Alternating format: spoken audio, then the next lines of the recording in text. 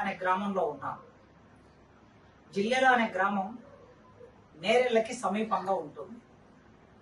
జిల్లెల, నేరెళ్ళ ఈ రెండు గ్రామాలు సిరిసిల్లకి దగ్గరకు ఉంటాయి.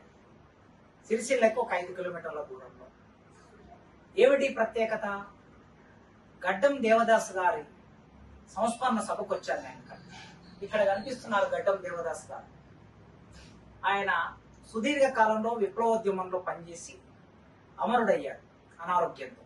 జనశక్తి పార్టీలో పనిచేశాడు. మంచి రచయిత, మంచి పాటలు రాసి వ్యాసాలు రాసే రచయిత.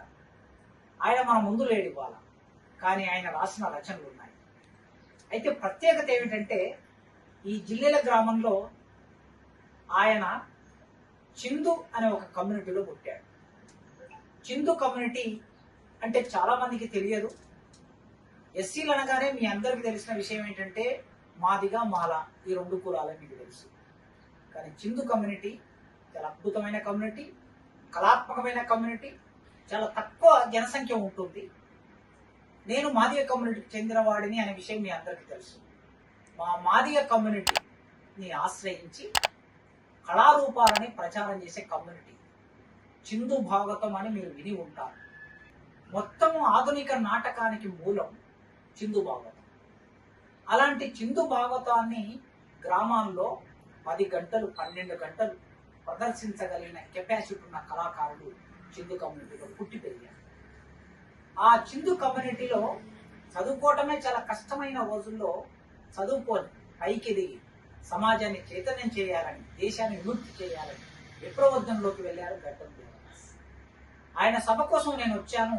ఇప్పుడు నేను గడ్డం శేషాద్రి ఇంట్లో ఉన్నా.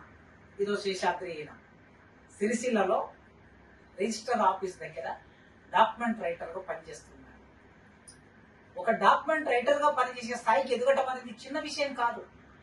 హిందూ కమ్యూనిటీ వేల సంవత్సరాలుగా చదువుకు దూరమై, సమాజానికి దూరమై, సంచార జీవితంలో ఉండే కమ్యూనిటీలో పుట్టిన శేషాద్రి డాక్యుమెంట్ రైటర్ అయ్యాడు. ఇదో ఇక్కడే పక్కన గ్రూప్ 2 ఆఫీసర్ ఉన్నాడు, గడ్డం దయాకర్.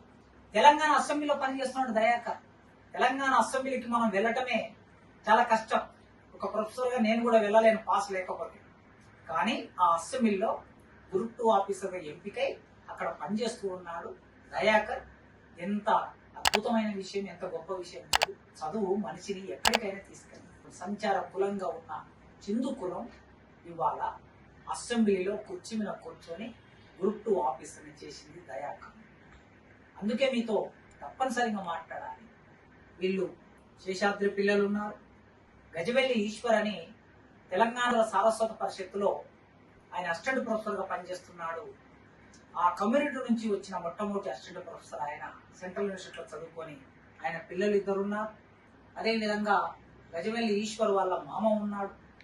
తర్వాత శేషాద్రి వాళ్ళ సహచరి, ఆమె బీఈడీ చేసింది, డిగ్రీ తర్వాత బీఈడీ చేసింది. రేపు తప్పనిసరిగా వర్గీకరణ ఫలితంలో ఆమె టీచర్ కావాలని మనం అందరం కోరుకుందాం. చదువు, అంబేద్కర్ ఇచ్చిన చదువు ఈ సమాజంలో అట్టడుగున ఉన్న వర్గాలని ప్రధాన స్రవంతిలోకి తీసుకొస్తుంది అనడానికి ఇది ఒక మచ్చుతునక.